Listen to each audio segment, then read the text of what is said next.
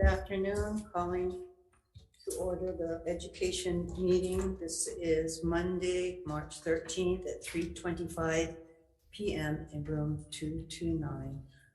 Welcome to the Senate Committee on Education. This meeting, including the audio and video of remote participants, is being streamlined live on YouTube. You'll find links to viewing options for all Senate meetings on the live and on-demand video page of the legislature's website. This Zoom meeting and YouTube live stream event will include this 325 agenda for the Committee on Education. In the unlikely event that we must abruptly end this hearing due to major technical difficulties, the committee will reconvene to discuss any outstanding business on Wednesday, March 15th, 2023 at 3:00 p.m. in this room 229, and a public notice will be posted on the legislature's website. I'd like to take this time to remind our testifiers that due to time restrictions on our hearings, we will be limiting testimony to 1 minute per testifier per bill. For people participating remotely, please remain muted and video disabled until shortly before it is your turn to testify. When I call your name, unmute yourself and your time will begin. After your minute is completed, staff will mute you so that we can move the hearing along in an orderly and efficient manner.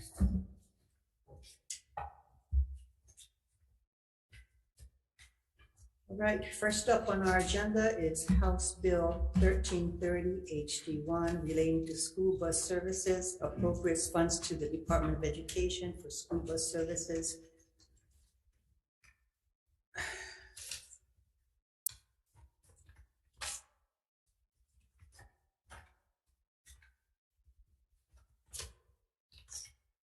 To testify, Superintendent Hayashi, Kurt Otagura.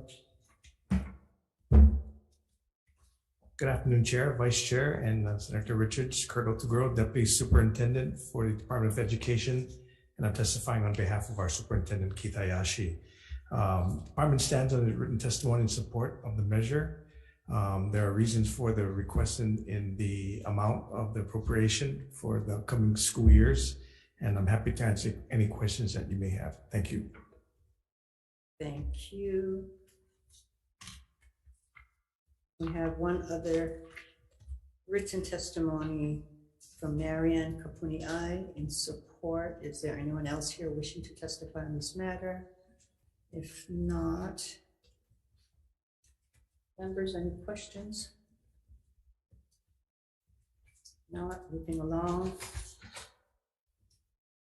Next item agenda, House Bill 1045 relating to education requires a minor student's parent or legal guardian rather than the student to produce the required student records when transferring schools, clarifies that emancipated minors may produce the required student records when transferring schools, clarifies that the transfer process is the same whether a transfer is within the same complex area or to another complex area, exempts students eligible for assistance provided under the Federal McKinney-Vento Homeless Assistance Act of 1987 from producing required student records when transferring schools. Testify. Chief Hayashi, Superintendent. Good afternoon, Chair Kidani, Vice Chair Kim, and Senator Richards. My name is Kara Tanimura, Interim Assistant Superintendent, testifying on behalf of the Department of Education. The department stands on its written testimony in support of this measure. Thank you for the opportunity to testify. Thank you. That's all of the testimony we have. Is there anyone else here wishing to testify on this measure? Not members' questions? Moving right along. The last bill on the agenda is House Bill 69 HD1 relating to after-school programs, appropriates funds for the Department of Education's resources for enrichment, athletics, culture, and health program. To testify, Keith Hayashi, Superintendent, please. Good afternoon again, Kara Tanimura, Interim Assistant Superintendent, testifying on behalf of the Department of Education. Again, we stand on our written testimony in support of this measure. Thank you. Thank you. Next to testify, Sherry Nakamura.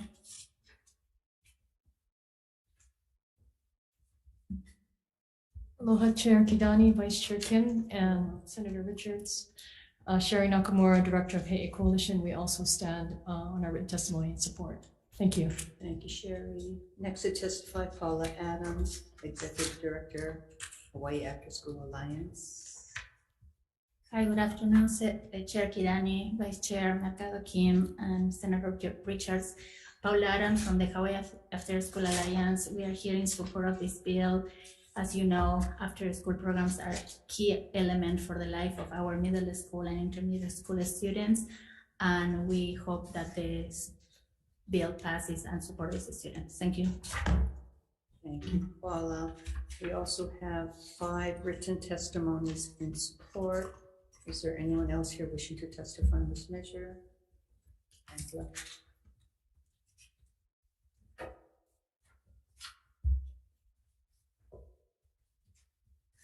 Aloha, Aloha. Chair, Vice Chair, and the Education Committee, Angela Melody Young, on behalf of CARES, Community Art, Recreation, Education Services.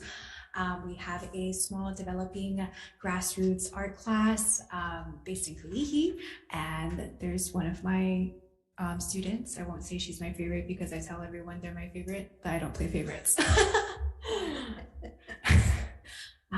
Yeah, so, according to the After School Alliance and National Summer Learning Association, summer programs and out of school, after school programs is proven to provide the support that students need.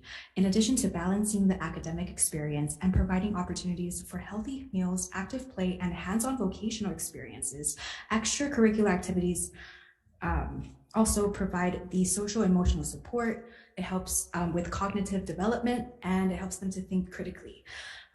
Students and children from low-income households often experience a lot of gains from these programs. Oftentimes, teachers, parents, and program coordinators put an overemphasis on academics instead of addressing students' need for nurture, care, social development, support, and mental health awareness.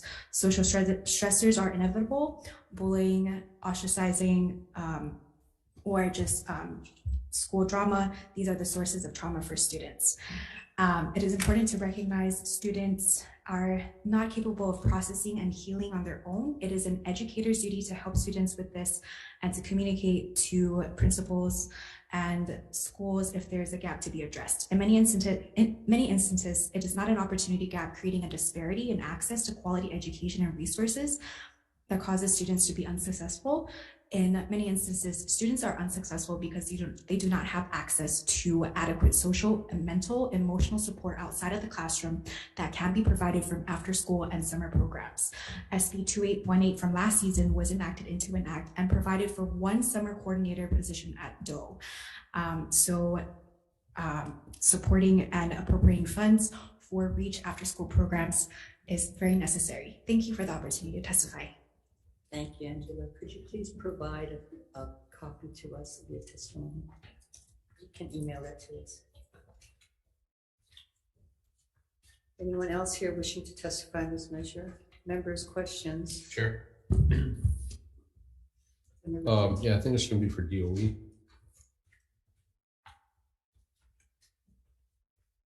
So for this House Bill 69, we talk about the programs and supportive of it, yes. But on Big Island, the bigger problem is the transportation, which is paradoxical because we're talking about 1330 as well. Is there going to be an effort to tie this together? Because no sense having the program if the kids can't get to it and then get home afterwards. And that's something we found was a bigger problem than the program itself, is the transportation. I see. Yes, we can work with Deputy Otaguro's shop and figure out the transportation for the students. Because I can appreciate in 1330, they talk about we're short of CDL drivers, and that's why we're having a bus shortage. And Big Island, we don't we don't have enough bus drivers anyway, but the transportation is very supportive of both of this, but they have to be tied together, especially for the neighbor islands, otherwise it doesn't work. Yes, thank you. So thank you, Chair. Good question, Kara. Yes. Yeah, good. Thank you. So your testimony talks about how this measure aligns with department's high-level high leverage priority of middle level education to support student academic growth and socioeconomic learning. And yet on the next line, you say, you request the appropriation provided that it does not adversely affect the priorities identified in the board's approved budget. So apparently this is not in the board's budget. And so it's only a priority if it doesn't comes out of the budget. I'm not sure how the two compute. I'm not sure either, but we know that middle level education and the after school program for middle school students is a priority of the department and of Superintendent Hayashi. I don't think we put anything into the budget, so perhaps that's why, but if it's such a priority, then why isn't it part of the budget? Why wouldn't you make room in the budget if it's so important? You know, it's like, okay, well, legislature, if you think it's important, then you put in the money, but you're saying that you're testifying that it is, so why isn't it? No, but I'm saying, why isn't it? If you're testifying that is such a priority, and it's important, and I believe it is important, but then you guys put it in that statement, provided that it does not adversely affect the priorities. So apparently this is not a priority, and if it affects your other priorities, then this is not, then you're not for funding it. Right? understood. Yes, So can you guys square that? sure. Thank you. Thank you. So Senator, there was a request from DOE for 2.5 million to be put into the budget. I'm not quite sure. I don't remember when that request came. Yeah, they do say here, Department respectfully request appropriation. Yeah. Which was in the first draft, to expand the after school provided though that it does not adversely affect the priorities identified in the department's board approved budget. And that's what I'm referring to. So. Okay, thank you. That's great. Thank you. Thank you. Members, further questions? Okay, recess.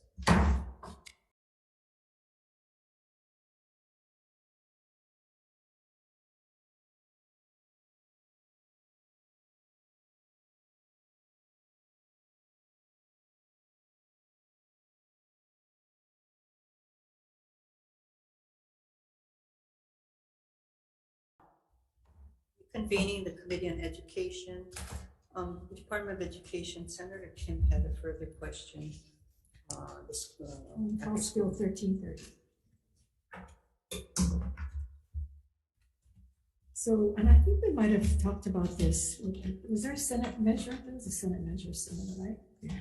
$22 million, and yet you acknowledge in your testimony, as well as we know all over the country, that they're having a hard time finding bus drivers, right? And so in your testimony, you go, these funds could be used to encourage school level staff with some initial training to become qualified bus drivers. How many qualified staff is actually going to be a bus driver? Thanks for the question, Senator. That's a difficult question to answer specifically right now. What we're looking for is a salary measure for differentials that we could provide. We obviously have to talk to the unions about that to encourage and incent some of these drivers. Like who, what kind of school level staff would you incentivize with this money? You know, my limited knowledge of this, it could be as an athletic director, it could be a coach, it could be different levels of individuals, not necessarily tied to academics. Within the larger schools would have an easier time doing that, obviously. And that's the dilemma, because where we're seeing issues are in the rural areas where they may not have the resources. So that's a very good question. But we're hoping that if the measure is passed, that we would look to a combination of different things to get creative and get outside the box for differential pay. It's just something we're going to create that's not there today. Because, you know, coaches have practices after school. I mean, so I don't know how available they would be. I'm just not sure.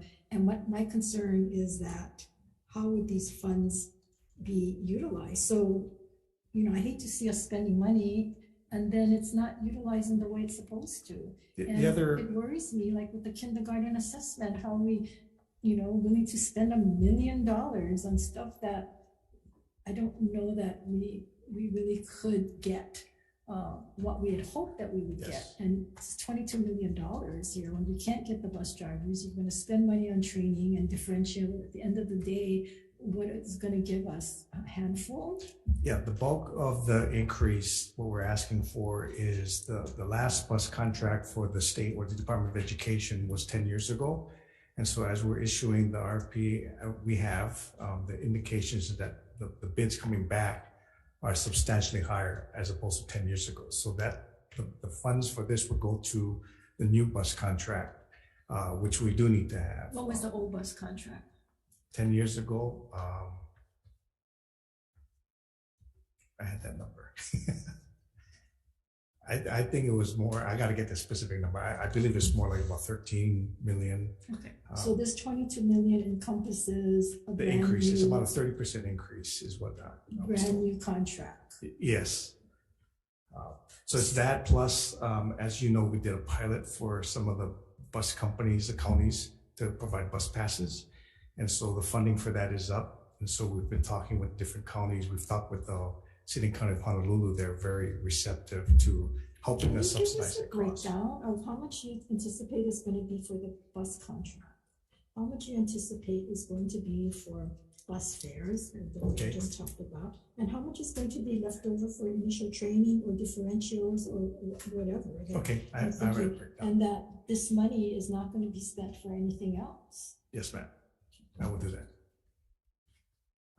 Kurt, also, I think I would like to ask with regard to Senator Richards' comments about the neighbor islands and how because of the long distances parents have to drive to work, that the after-school programs are very helpful for their students. But again, with the bus driver shortage, are we looking at buying vans so that anybody can drive them? I mean, even the instructors? 15 passenger unless, yes, that is something the schools are doing, but not systematically. So you're right, in the rural areas, as Senator Richards knows, we have a challenge on the Big Island, specifically Ka'u and others, not just for students. We have special education issues. I mean, transportation has become a big challenge for the state. So we need to put our heads together and figure that out. So you're not ruling that possibility out, that you end up having to buy vans rather than rely on school buses or city bus? Right, vans for normal pickup, we can get by. There's some compliance issues. When you get to special education, there are more requirements specific to the vehicle. We are also working with the Department of Transportation, requesting for an exemption to provide that kind of temporary relief for these kinds of routes, specific routes. And Director Sniffen and others have been receptive to it. So we're in that final stage of finalizing that request. So it's not one size, it's going to fit all, Senator, unfortunately. So has the department, and I don't know if other states have tried to do this, is to ask the federal government to relook at the qualifications of the bus drivers, for instance, why we could not use military drivers, those kinds of things, just any kind of help because of the issues that we're having. That's a good idea. And it's not just buses, No. it's the heavy truck drivers also that are having. Right, CDL license. Yeah, I think it's maybe time, especially for us that we're in the middle of the Pacific Ocean where we can't get the drivers to cross the county line and drive for us. That's correct. Maybe it's time that we do go down that road. Okay, good suggestion. Thank you. Can I ask, so in the breakdown that I asked for, can you show us what percentage of that monies would be used for these van drivers, one? And two, whether or not it's going to also include after school, because you're not mandated to do after school. And if you're telling us and you're telling the senator from the Big Island that you're gonna, work it out, but how, if there's in this $22 million, where is that little piece of the pie gonna come from? Okay. Thank you. Okay, thank you. So, members, the recommendation of the chair is going to be to pass this bill with amendments to defect the date to July 1, 2050, and note in the committee report that the DOE has requested an appropriation of $22 million. Chair votes aye. Chair votes aye on House Bill 1330, House Draft 1 with amendments. Vice Chair votes aye. Senator Kanuha is excused. Senator Richards. Aye. Senator Favela is excused. 3 members present, all voting aye. Your recommendation is adopted. Thank you. For House Bill 1045, 1045 HD1 relating to education. The recommendation of the chair is also going to be to pass this with amendments defecting the date to July 1, 2050. Questions? Chair votes aye. Chair votes aye on Senate Bill 1045 HD1. If it passed with amendments, Vice Chair votes aye. Senator Richards. Aye. Senator Kanuha and Favela is excused. 3 members present voting aye. Recommendations adopted. Thank you. For the final bill, House Bill 69 HD1 relating to after-school programs. The recommendation of the chair is also going to be to pass this with amendments and to defect the date to July 1, 2050, and noting in the committee report that the DOE is requesting an appropriation of $2.5 million. Chair votes aye. Chair votes aye on Senate Bill 69, House Draft 1 with amendments. Anyone voting with opposition or reservations? If not, 3 members present are voting aye. Other 2 members are excused. Recommendations adopted. Thank you, and that concludes our meeting. Meeting is adjourned.